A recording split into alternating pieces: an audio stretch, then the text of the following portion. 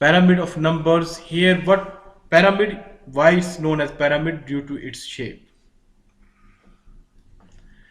A diagram that represents the number of organisms at each trophic level in an ecosystem by horizontal bar whose length is proportional to the number of that level. So you can see here. For example, there are different organisms they are talking about here. Let's say this is starting with the leaves. After that you have caterpillars. Then you have blue tits, and then you have this birds. Blue lady or blue bird. Okay. Now see here. Now you can find the thickness or the height. This is the height. You can see this is also the height. This is also the height, and this is the, you can say, they're saying that the level, okay, the bar level, how high and how long, or you can say the width, it depends on the numbers.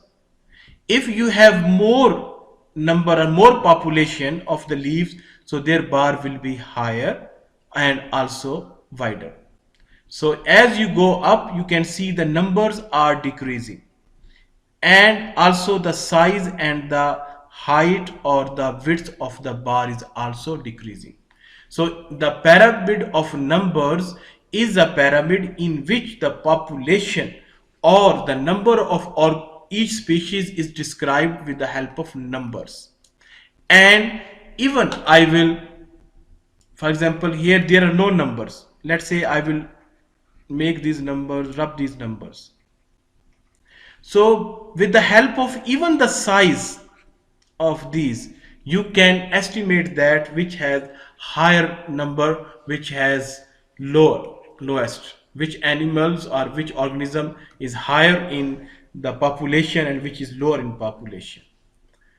Always the higher or the more numbers they are come in the bottom, and as you go at the top it's become less and less.